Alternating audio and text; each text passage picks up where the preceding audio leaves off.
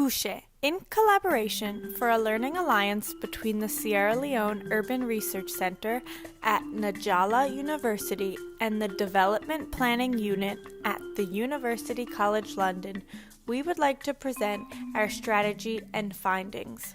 As 8 students from the United States, Thailand, Colombia, Peru, Luxembourg, Canada, and China, we have compiled our research into this video for empowering community-led transformation for wata in Portee-Rokupa, Freetown. Portee-Rokupa is located in the eastern part of Freetown. It was first settled in the early 1940s as 2 separate communities. Since the 1950s, it has become one of the most vibrant fishing communities. The wharf area divides the community in 2 halves, Portee and Rokupa, but also unifies them by serving as a shared space for both communities. For that reason, the wharf settlement is usually considered one community known as Portee-Rokupa. Overall, the geographic features consist of sandy soil and steep rocky slopes. The uphill area, located further inland, is considered a formal area, while the seafront part along the coast is low-lying, banked land and is referred to as the informal part of the settlement. Last year's group focused on the fishing value chain and highlighted water and waste management as an aspect for further research. During our first day in the field, it was apparent that water and sanitation were amongst the community's key concerns, not only for its occupational impact, but also as a challenge of living in the community. Based on this, we decided to pursue this topic further to better understand daily wash practices in Portee-Rokupa. While in the field, we conducted 2 transect walks, 5 focus group discussions, and 16 interviews. The focus groups were critical in deepening our understanding of individual and collective wash practices. In one focus group, we conducted a participatory mapping session to understand the daily journey, seasonality, and risks of collecting water. We also conducted individual interviews to understand governance structures surrounding water. We interviewed representatives from 7 CBOs working on WASH-related issues, a WASH committee member, the community chief, and staff from the health clinic in Portee and the hospital in Rokupa.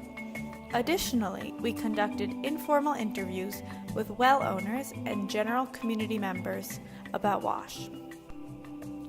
Through our research, we have identified 3 dimensions of the risk accumulation cycle: economic, environmental, and social. All 3 dimensions can be seen to overlap in relation to water scarcity, contamination, and lack of sanitation facilities. The environmental risks associated with water sources are most prominent. Portee-Rokupa has limited water provision, therefore there is a heavy reliance on local water sources. Challenges of collecting water vary depending on geographic location in the settlement and season. During the dry season, wells are the only water sources available in the community. Those who live inland must walk further to the coast to access the wells, while those who live in the coastal part of the community have easier access.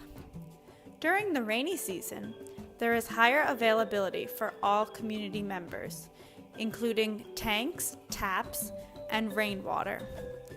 Residents living in the informal part of the community will walk up to fetch water from the tanks and taps located in the formal part. This demonstrates the relationship between the 2 parts of the community and the spatial interdependence of water sources. Wells along the coast are shallow and situated on the banked land, which can lead to water contamination and salinization. For other water sources, such as taps, close proximity to drainage ways and seasonal flooding exacerbates risks of wastewater contamination. In order to reduce these associated risks, some well owners treat their water with chlorine, while others will filter rainwater. Economically, in the dry season, the price of water doubles as availability is low. Limited availability also means waiting time for water increases significantly. This can cause a loss of income, while community members may sacrifice possible earnings or education to collect water. Residents have the opportunity to pay extra to skip the line, also known as the fast track or overtaking.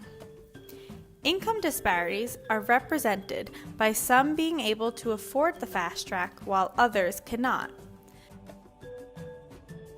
Additionally, there are greater health risks associated with water contamination in the rainy season.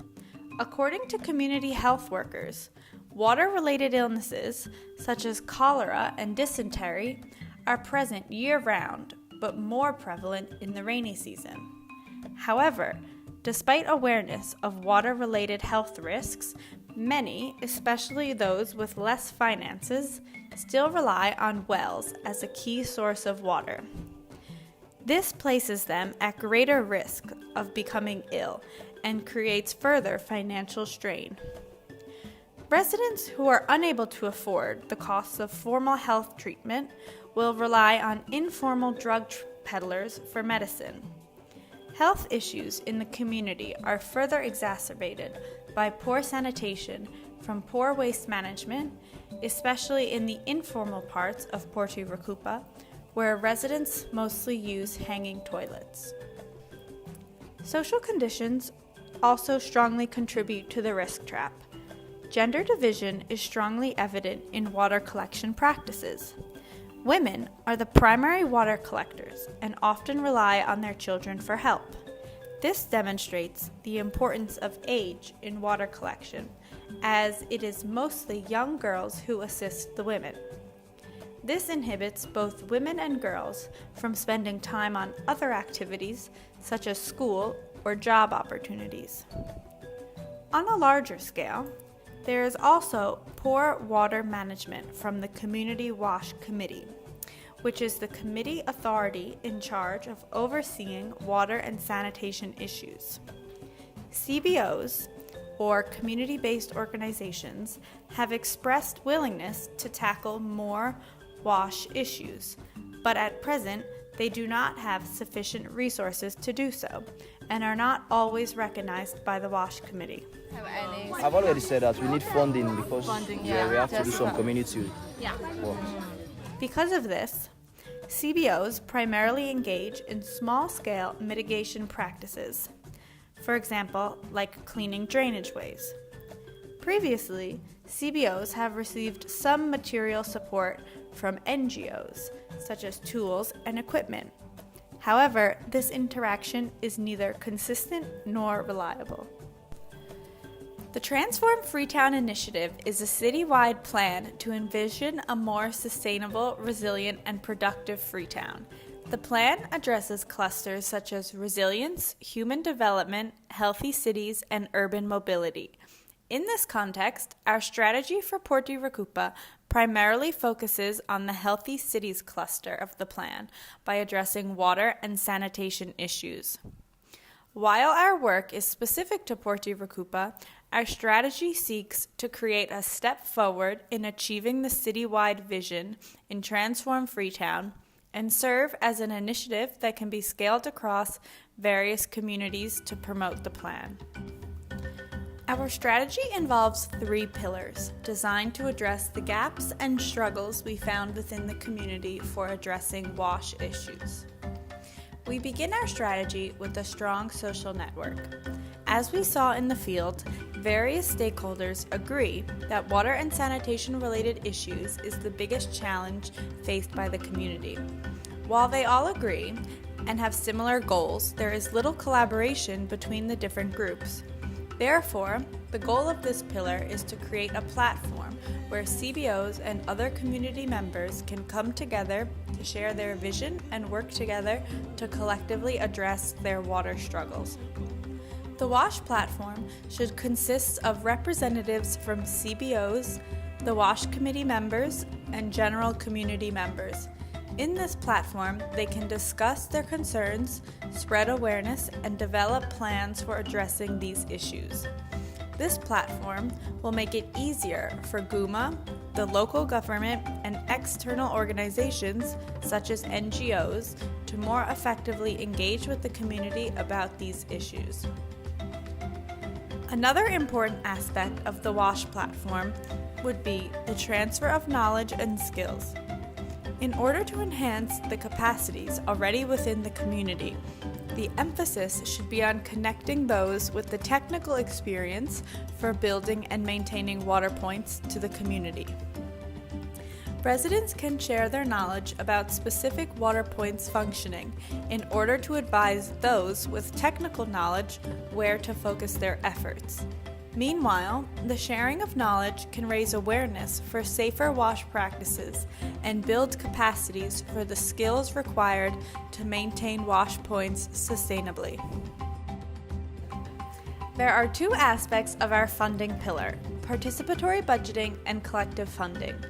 Participatory budgeting is a mechanism that allocates municipal resources that transfers decision-making power from the City Council to the public.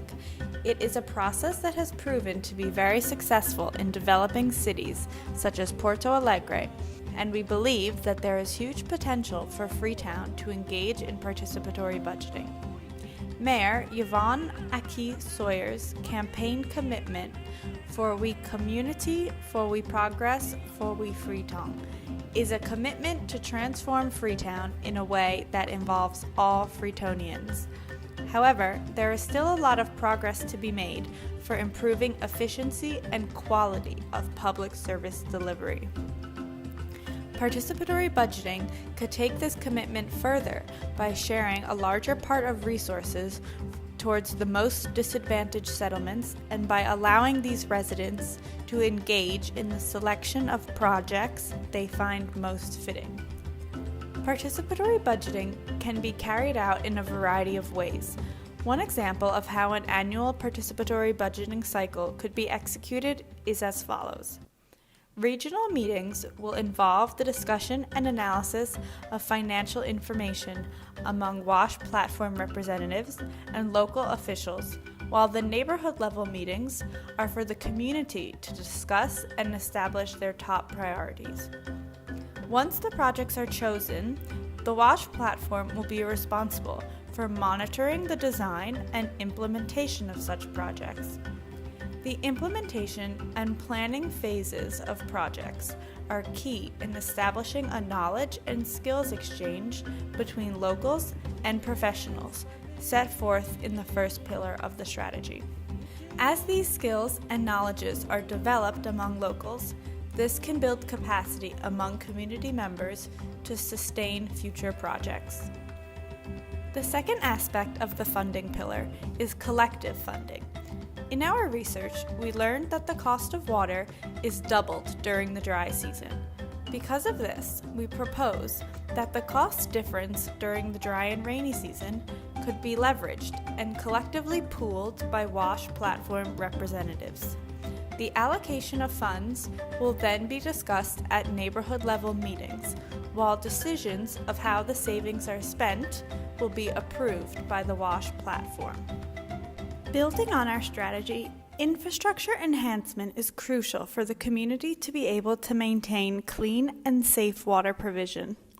Maintenance of water points can be achieved by routinely chlorinating water tanks and wells. Additionally, maintaining cleanliness surrounding water points will reduce contamination and decrease waterborne illnesses, especially during the rainy season. In general, the Guma Valley Water Company has a responsibility for fixing pipe leakages and expanding the network.